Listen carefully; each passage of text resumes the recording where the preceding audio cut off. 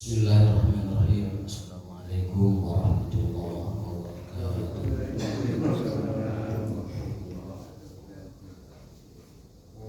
Alhamdulillahirabbil alamin wa bihi nasta'inu ala umuri dunya waddin. Asyhadu an la ilaha illallah wahdahu la syarika lah wa asyhadu anna Muhammadan abduhu wa rasuluhu wa la nabiyya ba'dahu. Allahumma shalli wa sallim ala nabiyyina Muhammadin sayyidil awwalin wal akhirin. Asyrafil anbiya'i wal mursalin, arsalallahu rahmatan lil alamin wa ala alihi wa ashabihi wa man syara ala nahjihi ila yaumiddin. Allahumma subhanaka la ilma lana illa ma 'allamtana wa 'allimna ma yanfa'una wa zidna ilman. Allahumma rabbana atina fid dunya hasanah wa fil akhirati hasanah wa qina adzabannar. Amin ya rabbal alamin. Bapak sekalian, kepada Allah Subhanahu wa taala, alhamdulillah kita dapat kembali bertatap muka, bertemu di tempat yang mulia ini. Mudah-mudahan Allah Subhanahu wa taala menerima ibadah-ibadah kita dan memberikan rahmatnya kepada kita semua. Amin ya rabbal alamin. Dan mudah-mudahan kajian kita ini membawa berkah untuk umur kita, berkah untuk kesehatan kita, dan berkah untuk keluarga kita. Amin. Kali ini kita akan membahas kitab Riyadhus Shalihin, masih berkenaan dengan bab taubat. Dan tema hari ini yaitu hadis nomor 19. Ini diriwayatkan oleh Bukhari dan juga diriwayatkan oleh Imam Muslim.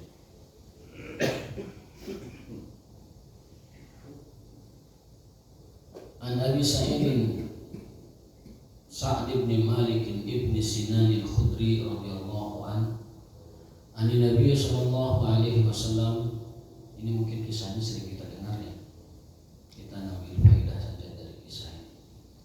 Kana fi man kana qablakum rajulun qatala tis'atan wa tis'ina nafsan.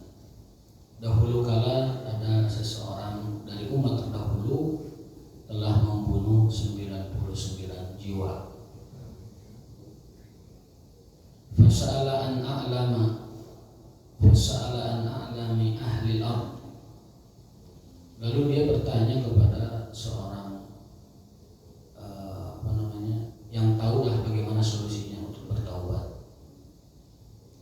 Fadulla ala rahib. Dia diberitahu untuk menemui seorang rahib, seorang pemuka ibadah, pemuka agama dari kalangan ahli kitab ya. Baik rahib Yahudi maupun rahib Nasrani. Kalau di keterangan syarahnya itu adalah Ubad bin Bani Israel, berarti pendeta Yahudi, kepada seorang pendeta Yahudi. Fa'atahu faqala innahu qatala tis'atan wa tis'ina nafsan fahallahu min taubah. Lalu diberitahu padanya, wahai rahib, wahai tuan pendeta, sesungguhnya orang ini telah membunuh 99 nyawa.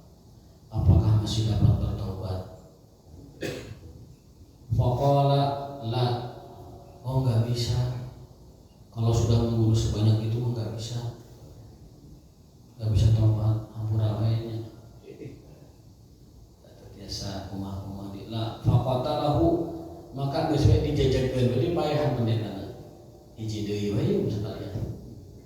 Faqatalahu fakam bihi mi'ah, sampai sempurna 100 orang. Summa sa'ala an a'lam ahli al-ard. Lalu dia juga bertanya, siapa kira-kira yang dapat membawa kepada sebuah solusi? Fadulla ala rajulin alimin. Lalu diarahkan kepada seorang ulama. Faqala innahu qatala mi'ata nafsin fahalahu min taubah. Tuan, orang ini sudah membunuh 100 orang. Apakah masih bisa bertaubat? Faqala na'am. Ya, masih bisa bertaubat. Wa man yahulu bainahu wa baina taubah. Lantas apa yang menghalangi dia dari taubat? Intalik ila ardi kada wa kada. Lalu orang ini menyarankan, pergilah kamu ke sebuah kampung karena kampung yang ada sekarang itu potensi sekali menyeret dia kepada dosa yang biasa dilakukan. Jadi orang tersebut disuruh pergi ke sebuah negeri yang dimana negeri tersebut fa inna biha unasan ya'budunallah ta'ala. Di negeri tersebut orang-orangnya itu soleh, orang-orangnya taat kepada Allah. Ini sebuah isyarat juga kalau kita mau bertaubat, tinggalkan lingkungan lama. Dalam Minhajul Abidin, tapi Imam Ghazali menyarankan bahwa ketika zaman itu sudah mulai berpotensi merusak kita, tinggalkan circle pertemanan orang-orang yang dapat merusak akhirat kita dan agama kita.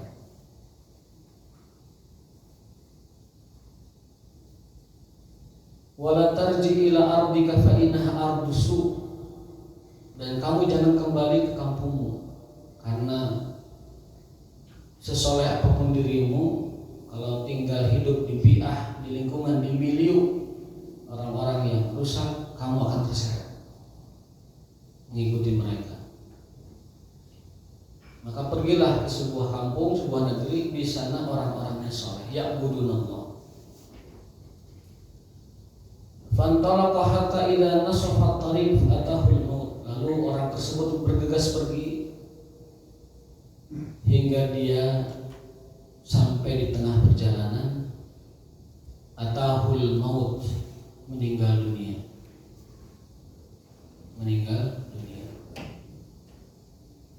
Fakhtasamat fihi malakut rahmah wa malaikatul azab. Lalu di situ malaikat rahmat dan malaikat azab bertengkar, berdebat. Ikhtasamat. Faqalat malaikatur rahmati, lalu malaikat rahmat mengatakan, ja'at taiban muqbilan biqalbi ilallah. Orang ini sudah berniat taubat, ingin datang menghadap Allah dengan hati yang penuh dengan rasa kembali kepada pertaubatan, kembali kepada Allah. Biqalbi, dengan hatinya, dengan kejujurannya. Wa qalat malaikatul azab, innahu lam ya'mal khairan qat. Kata malaikat azab, tapi dia belum pernah melakukan kebaikan walau sekalipun. Tidak ada kebaikan padanya, tidak ada amal baik yang pernah dia lakukan sedikit pun, qatun, sama sekali. Fa'atahum malakun fi suratin adamiyyin faja'aluhu bainahum. Lalu datanglah seorang malaikat dalam rupa manusia. Faja'aluhu bainahum, menengahi, menjadi wasit dari dua malaikat yang sedang berdebat tersebut. Ai hakaman, sebagai penengah. Faqala kisu ma bainal ardain fa ila ayyatihi makana adna fa huwa lahu. Coba kalian ukur jarak masing-masing di tengah ini, apakah lebih dekat kepada yang ini atau lebih dekat kepada yang itu. Nanti yang paling dekat itu dia lebih berhak untuk menghandlenya. Faqasu fawajaduhu adna ilal ardi allati arad. Lalu diukur oleh kedua malaikat tersebut dan didapati bahwa jarak menuju kampung pertaubatan itu lebih dekat dari jarak yang dia tinggalkan itu. Faqabadathu malaikatur rahmah. Lalu dia diambil oleh malaikat rahmat. Artinya apa? Diampuni dosanya. Jadi seseorang itu manakala dia sudah berniat taubat, sudah berniat kembali kepada Allah dengan penuh hati yang penuh ketulusan, dengan hati yang jujur, memang benar-benar ingin taubat, maka bahkan jika dosanya segede langit, segede gunung, Allah terima dengan tangan terbuka. Laukanat dunubuka ananas sama, andaikan dosamu hingga ke langit atau bahkan hingga ke bumi, ke dasar bumi, kalau dia datang tastaghfir, meminta ampun kepada Allah, maka Allah akan menerima taubatnya.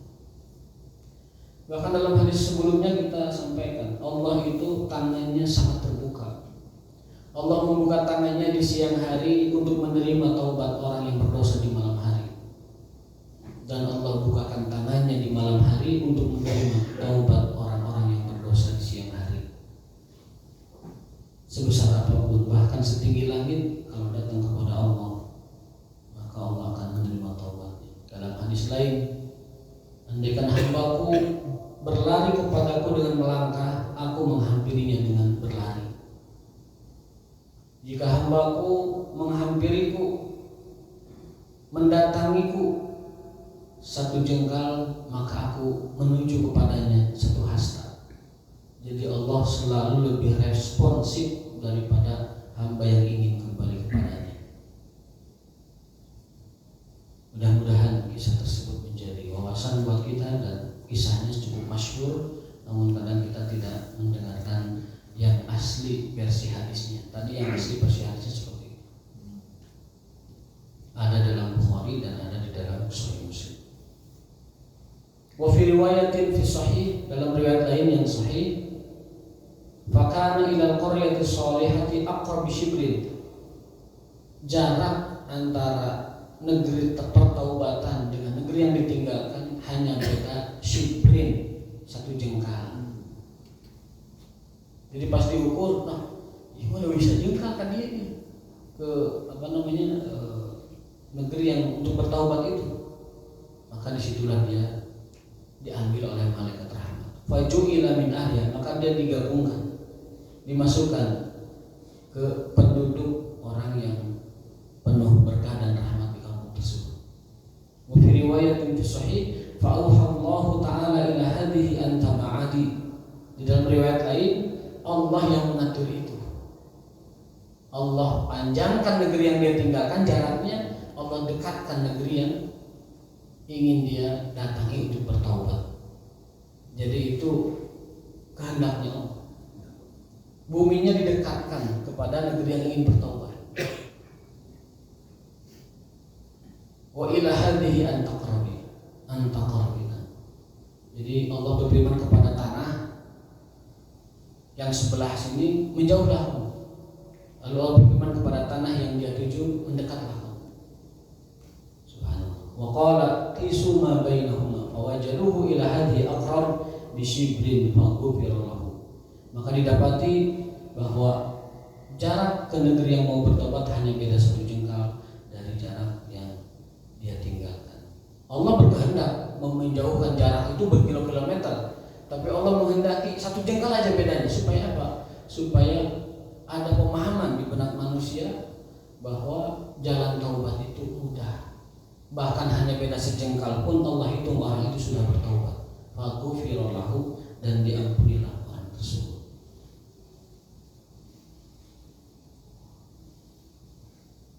Itu lengkapnya kisah seorang pembunuh di kalangan Bani Israel. Berikutnya adalah kisah tentang perang Tabuk, dan ini ada kisah pertaubatan yang cukup menarik ya, dan luar biasa. Rasulullah SAW telah membawa agama Islam maju pesat di Madinah dan telah mengalahkan beberapa kekuatan yang strategis waktu itu. Dan Rasul sendiri banyak memimpin peperangan. Dalam kitab Al-Maghazi itu adalah peperangan Rasulullah. Ada kitab khusus namanya Al-Maghazi. Di tahun ke-9 Hijriah ada berita bahwa bangsa Romawi akan menyerbu Madinah karena mereka merasa ada potensi ancaman yang sangat besar dari kekuatan baru di Madinah. Kabar itu didapati Rasulullah oleh para saudagar, para pedagang yang baru pulang dari Damaskus. Akhirnya Rasulullah SAW mengumpulkan sahabatnya. Kita harus song-song Romawi di Tabuk. Tabuk itu kalau sekarang itu antara Hijaz menuju arah Syam, barat laut.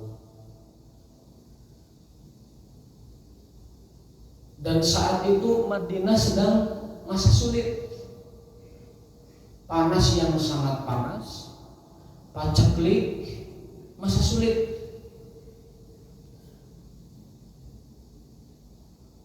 Sampai disebut tahun itu sebagai al-usrah, tahun kesulitan.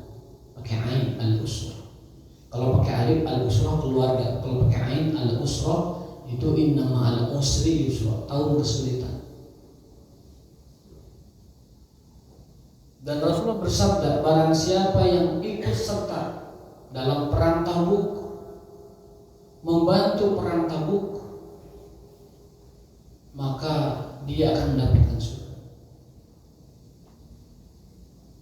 Abu Bakar Siddiq menyerahkan seluruh hartanya. Umar menyerahkan separuh hartanya. Utsman menyerahkan banyak bagian dari hartanya. Disebutkan dalam catatan, Utsman itu mensedekahkan 1000 koin dinar emas dan 300 ekor unta, dan membiayai sepertiga pasukan. Padahal pasukan Rasulullah saat itu untuk menuju Tabuk 30.000 orang. 30.000 orang, 10.000-nya dibekalan ke Utsman. Kumaha itu mengarang.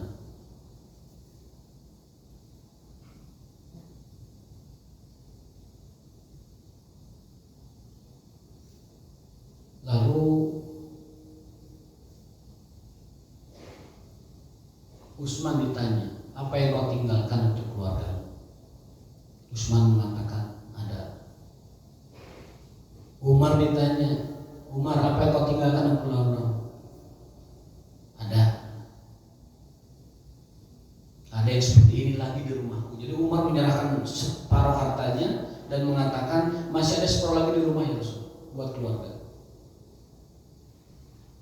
Nah, Abu Bakar saat ditanya, Abu Bakar, apa yang kau tinggalkan untuk keluargamu? Allah dan Rasulnya. Nah, akhirnya ungkapan ini sering dikutip-kutip oleh banyak orang, tetapi tidak memahami esensinya. Abu Bakar Siddiq ketika meninggalkan keluarga mereka, Allah dan Rasulnya, karena Abu Bakar Siddiq itu pengusaha. Dia punya mesin uang yang terus bekerja untuk dia. Kalau hari ini dia sumbangkan seluruh hartanya, besoknya dapat lagi. Karena hartanya berkembang dan berjalan. Kalau orang sekarang ngomong gitu, bener-bener PH gimana kan? Apa yang kau tinggalkan untuk keluargamu? Kamu kan berdakwah sana kemari sekian hari sekian saat. Buat apa keluarga tinggalkan? Apa yang buat mereka? Allah dan Rasulnya. Benar di situ ini. Seperti ucapan Abu Bakar. Tapi tidak memahami bagaimana Abu Bakar mengucapkan itu. Abu Bakar Siddiq itu kalau sekarang dia infakkan seluruh hartanya, besok dia ada harta yang datang kepada dia. Kalau Utsman jelas dia usaha hebat, dan dia yang suka bebasin sumur di Madinah yang dikuasai oleh Yahudi, beli semua. Setelah itu diwakafkan, sopekkan para silakan, halal dan gratis. Yang dulu orang Yahudi saemberna dihargai, saember semaraha. Utsman nggak pakai. Beliau mensedekahkan, menginfakkan untuk jihad fisabilillah 300 ekor unta dan 1000 dinar koin emas. 1000 dinar kalau dinar sekarang 2 juta kali 1000 ya segitulah.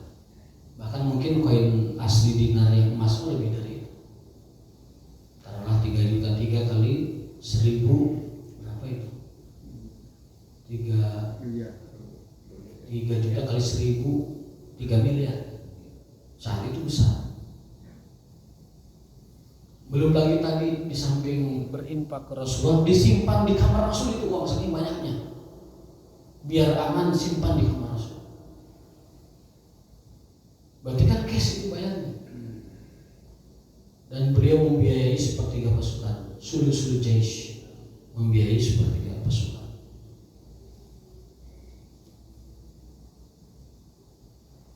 Dan perang itu juga ada julukan lain, namanya Al-Buka atau Al-Bakaun. Kenapa? Banyak orang-orang yang tidak terangkut gara-gara tidak punya bekal, karena kondisi lagi sulit.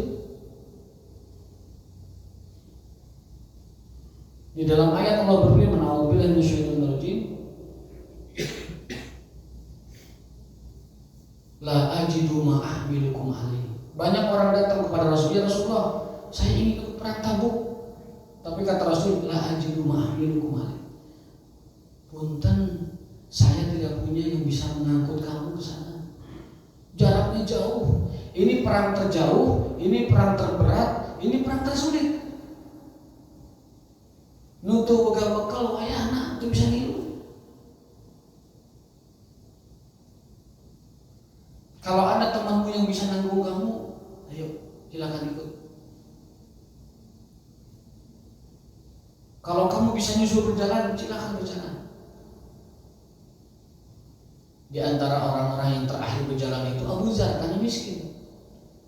Ngincik leumpang Pak di Madinah ke Tabuk 1000 km. Jakarta Surabaya. Maka peperangan terlama yang dialami Rasul perang ini 2 bulan. Luar biasa. Itu perang Tabuk, perang yang merupakan ujian keimanan besar-besaran, baik dalam jihad harta maupun jihad nyawa. Perang Tabuk.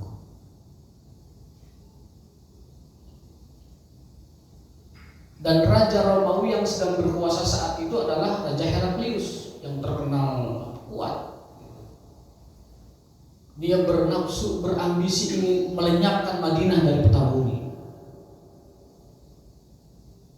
Ini ada entitas baru, ada kekuatan baru di Madinah. Ratakan, seorang itu. Sampai Rasulullah SAW mengerahkan pasukan, meskipun masa sulit harus dihadapi, kalau enggak hancur Madinah. Ketika Rasul sampai di Tabuk, ternyata itu kabar tidak benar. Orang Romawi tidak datang ke Tabuk, maka peperangan tidak terjadi. Tapi ujian keimanan telah terjadi. Kenapa? Karena pasukan yang berangkat itu ada orang-orang yang disebut orang-orang munafik sebanyak 80 orang minta izin, "Ya Rasulullah, saya minta izin, tidak bisa berperang karena A, B, C, D alasan." Rasul terima alasan itu, padahal Rasul tahu mereka itu berdusta. Orang munafik itu dusta, tapi alasannya masuk akal, diterima. Ketika telah pulang dari Tabuk, kan tidak terjadi peperangan tuh, pulang ke Tabuk, dari Tabuk ke Madinah. Di Madinah itu ada hukuman buat orang-orang yang tidak ikut perang. Sebanyak 80 orang munafik itu mengemukakan alasannya dan Rasul terima. Ya nggak apa-apa, ya nggak apa-apa. Tapi ada 3 orang, namanya Ka'ab bin Malik, Murarah, dan juga Hilal. Mereka orang jujur. Sebenarnya sudah siap-siap mau ikut, tapi karena bimbang, karena ragu, karena malas mungkin lah gitu, tidak ikut.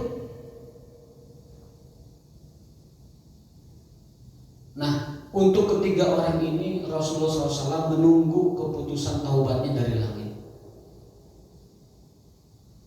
Ketika 3 orang ini minta maaf, kata Rasulullah, "Tunggu ya, nanti saya tunggu jawaban dari Allah Ta'ala. Kamu diterima nggak taubatnya?" Kenapa orang munafik dibiarkan dengan alasannya? Ya karena mereka tidak punya kejujuran iman dan taubat. Pintar beralasan. Kan dalam Islam, kalau pasukan itu sudah dimobilisasi oleh pemimpin, jihad menjadi fardu ain.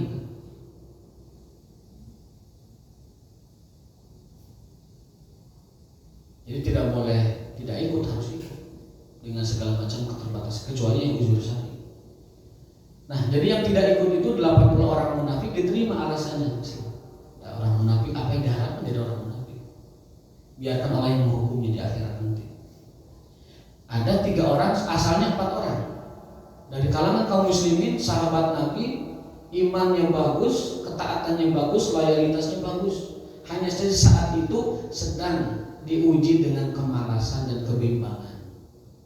Geus neangan bedog erek indit, tapi ham-ham dijadi. sibuk di keluarganya dan lain sebagainya. Jadi 3 orang ini di Madinah nggak ikut berangkat gitu. Padahal sudah siap-siap. Namun kusabab tadi pelaya ketinggalan. Gitu. Ayah orang begitu Pak, orangnya baik, jujur, imannya bagus, tapi gitu tidak tidak punya jiwa ini, tidak sigap gitu. Nah, ketiga orang ini tidak berangkat karena tidak sigap. Sebenarnya udah ada niat tapi nggak berangkat. Kalau yang satunya lagi namanya Abu Haisam, itu mah awalnya juga kayak 3 orang ini, tapi dia keburu tersadarkan. Jadi ketika dia nggak mau ikut, ya, pulang ke rumahnya.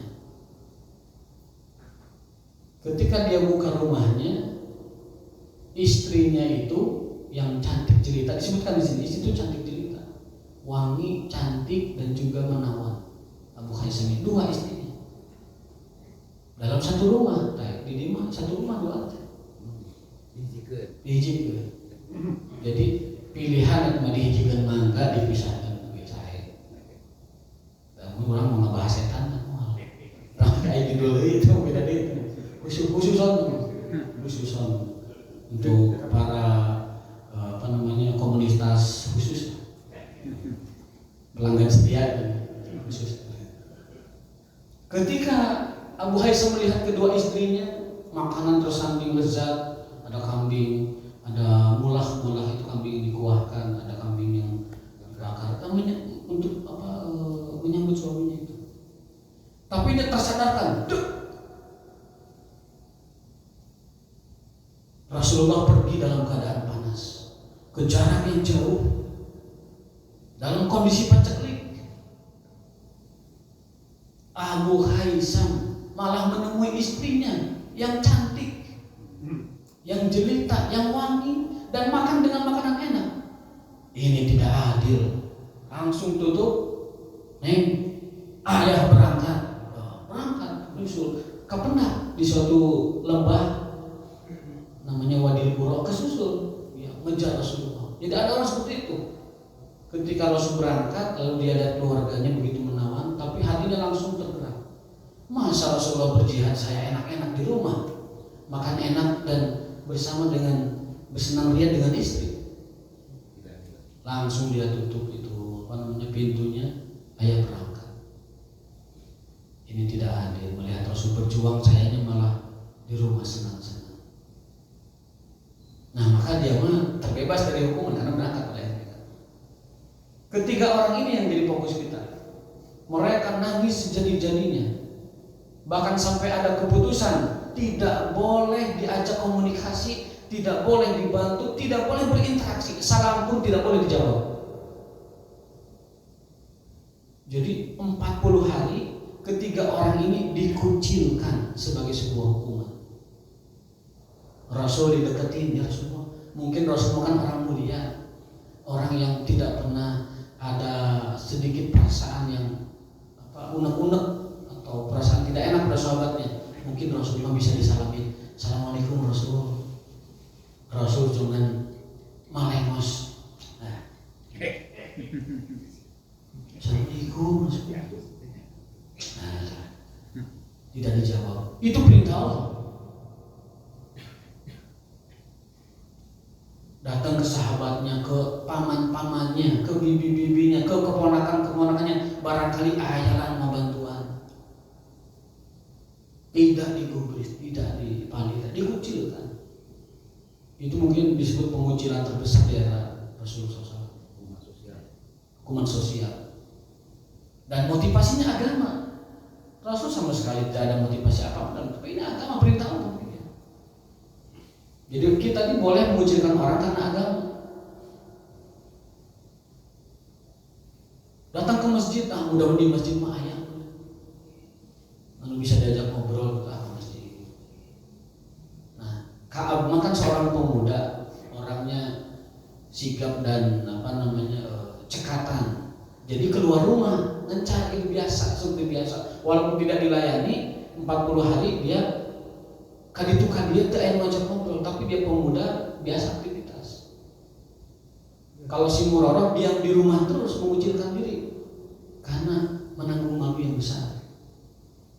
Laki-laki kok nggak ikut jihad, sehat lagi.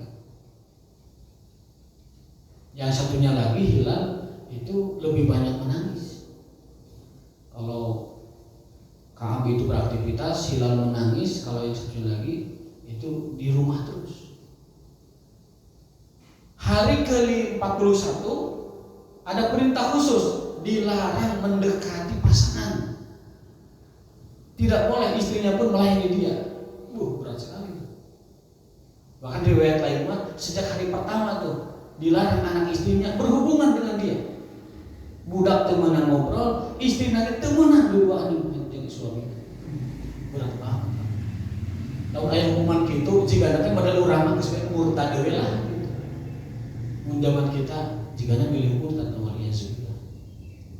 Tapi karena orang-orang ini jujur keimanannya, taubatnya jujur, memang benar-benar ingin taubat, dilaksanakan hukuman sosial. Bayangkan dari hari pertama 50 hari tidak bisa bergaul dengan keluarga. Anak dan istri pun dilarang berhubungan dengan dia, berkomunikasi dengan dia. Kabayang, mengucilkan diri di rumahnya tidak ngobrol, dia ngobrol pun tidak ada ngajak ngobrol. Ngencar kemana-mana tidak ada ngajak ngobrol. Menangis terus juga tidak ada ngajak ngobrol.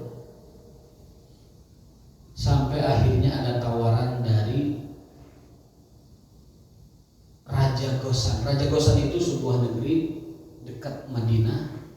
Tahu kabar bahwa ada sahabat Rasul yang dikucilkan. Lalu dia berkirim surat. Wahai Ka'ab bin Malik dan teman-temannya, datanglah ke Ghassan. Kami akan menyambut Anda dengan penuh penghormatan. Tapi ketiga orang ini memilih tidak. Walaupun saya telah melanggar dan ingin bertobat, walaupun belum ada keputusan dari Allah tobat saya diterima atau tidak, saya tidak akan meninggalkan Rasulullah. Sudah dapat itu suaka dari Raja Ghassan itu, tapi dia tidak ambil. Nah itu kejujuran di situ, loyalitas itu di situ, luar biasa. Hingga akhirnya turunlah ayat dari Allah Ta'ala tentang bahwa Allah Ta'ala alaihim menerima taubat mereka di hari ke-50. Di situ ada beberapa hikmah yang kita bisa ambil terkait dengan taubat. Oh, sebentar, ada yang kelewat di sini, penting ini. Di antara orang yang nggak ikut pergi ke Tabuk, di antara orang yang tidak ikut ke Tabuk, ada yang alasannya itu cukup aneh.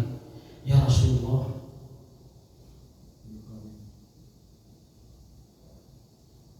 ayatnya itu fil fitnati satu, ya Rasulullah, saya mah punten laki-laki yang tidak bisa menahan syahwat. Kalau saya berperang dengan orang Romawi, apa gak gelis gitu teh? Nyapiran, nyabule, ideal. Saya khawatir jatuh kepada fitnah ya Rasul. Saya khawatir terjerumus kepada syahwat ya Rasul. Alasan orang munafik itu alasan. Punten Rasul abi mah tiasa ngiringan jihad, margi hawatos diri itu megarilis bilih abi lemah iman tau. Jika nunggu alasan kan. Bilih kabehpat, tapi eta alasan sebenarnya alasan yang tidak diterima oleh Rasulullah. Tapi karena dia orang munafik, ya udah gimana lagi? Jadi kadang-kadang kita ini Pak tidak mau berbuat baik dengan alasan yang kita bikin-bikin seolah-olah benar padahal itu salah. Punten abi mah tetiasa ngiring pangaosan soalnya di ditu nu pangaosan teh aya ibu-ibu nu geulis hawatos abi mah. Itu alasan itu dibuat-buat. Kalau ngaji mah ngaji aja. Nanti perkara ada yang ibu cantik bukan urusan dia. Perkara nanti jamaahnya ada teteh-teteh nu cantik bukan urusan dia. Katingali bulan rezeki nu kahiji mah. Kaduana ulah dituluykeun. Tapi ada orang-orang munafik tidak mau berjihad karena alasannya seperti beneran gitu. Punten abi teh geuning karamawi da gardis gitu. Aya deui orang munafik dulu perang apa saya lupa itu. Uhud kalau salah. Ya Rasulullah, kalau semua orang pergi berjihad, ini rumah-rumah kami nggak ada yang jaga, atau keluarga kami terancam dong kalau gitu. Inna buyutana la'aurah. Ya Rasul, keluarga kita nggak ada yang jaga. Gimana kalau keluarga kita diculik? Gimana kalau keluarga kita ada yang menzolimi? Punten abi mah bade di rumah wae jaga gawang. Nah, eta ge alasan munafik itu. Tidak pergi mengikuti Rasulullah karena merasa dia ingin menjaga rumahnya dan menjaga properti dan keluarganya. Itu alasan tidak diterima oleh Rasulullah. Dan itu tidak orang munafik.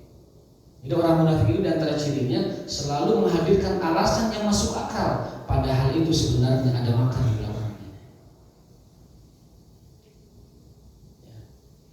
Itulah pertaubatan 3 orang sahabat Nabi yang diabadikan oleh Al-Quranul Karim dalam surat At-Taubah juga Al-Anfal. Pada akhirnya Allah terima taubat mereka.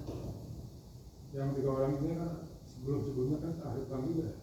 Sebelum-sebelumnya orang ini biasa perang. Sebelum-sebelumnya orang ini biasa perang. Tapi ketika Tabuk sudah siap-siap tapi nggak berangkat. Alasannya ya tadi ham-hamnya ragu bimbang gitu, pelaya-pelaya begitu nggak jelas gitu kan. Pada akhirnya ketinggalan pasukan dan benar-benar tidak ikut 2 bulan itu di rumah. Lalu kemudian Rasulullah membaca sebuah hadis bahwasanya inna bil madinati unasan, sesungguhnya di Madinah ada orang-orang yang tidak ikut bersama kita tetapi mendapatkan pahalanya. Siapa mereka? Ashabul udzur, orang-orang yang benar-benar memiliki uzur. Karena mungkin lagi sakit, karena mungkin lagi kondisi diterima uzur syar'inya dan lemah, atau lagi mungkin tidak mungkin berjihad dalam kondisi seperti itu, maka mereka, kata Rasulullah, mereka adalah orang-orang yang mendapatkan pahala jihad meskipun tidak ikut berjihad. Karena apa? Karena mereka biasa melakukan jihad tapi sekarang tidak karena alasan syar'i. Jadi ada beberapa kategori itu orang yang tidak berjihad itu. Satu, yang biasa jihad kemudian ada alasan yang dibenarkan, maka dia tetap mendapatkan keutamaan dan pahala jihadnya. Yang kedua, ada orang yang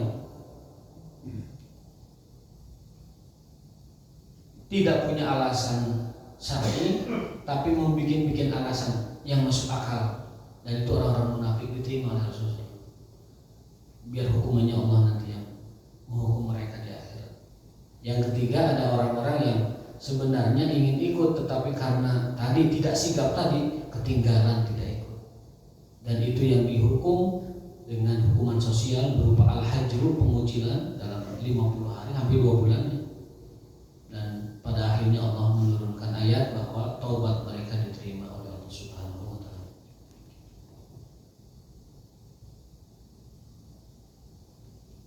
Ada beberapa faedah lain saya ambilkan dari kitab lain. Ini judulnya As-Sirah An-Nabawiyah Durusun wa Ibar. Sirah An-Nabawiyah, pelajaran dan faedah yang bisa diambil. Yang pertama, bahwa pengucilan atau al-hajru itu dibolehkan dalam Islam selama tujuannya adalah karena agama. Yang kedua, syariat sujud syukur. Di dalam Islam kalau kita mendapatkan nikmat yang besar, maka kita dianjurkan untuk melakukan sujud syukur. Bahkan kalau kita tadabburi surat An-Nasr, idza ja'a nasrullah, itu kan ayat turun ketika Rasul berhasil menaklukkan kota Mekah, ya kan? Rasulullah datang dengan kepala tertunduk, beda dengan penakluk-penakluk lain di dunia. Itu dengan dada yang pomah, dengan wajah yang diangkat ke atas. Tetapi Rasulullah datang dengan kepala yang tertunduk, bahkan saking tungkulnya itu helmnya helm militer itu hampir menyentuh kepala ontanya. dulu. Penuh ketawaduan.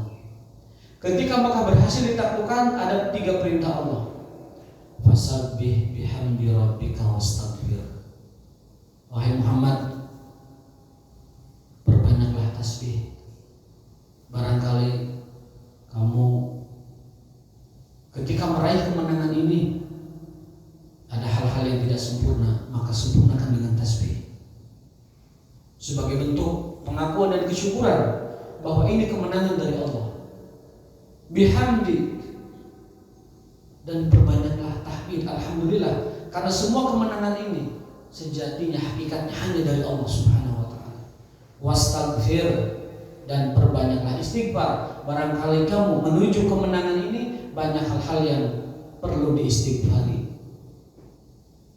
Ini menjadi semacam tadabbur dan tafakur bagi kita. Siapapun yang meraih kemenangan, meraih kesuksesan, meraih kejayaan, victory, baik besar atau kecil, yang dibaca adalah subhanallah walhamdulillah astagfirullahaladzim. Maha suci Allah, maha terpuji Allah, dan aku meminta ampun kepadanya. Jadi lamun menang nanti ulah aku joget Pak.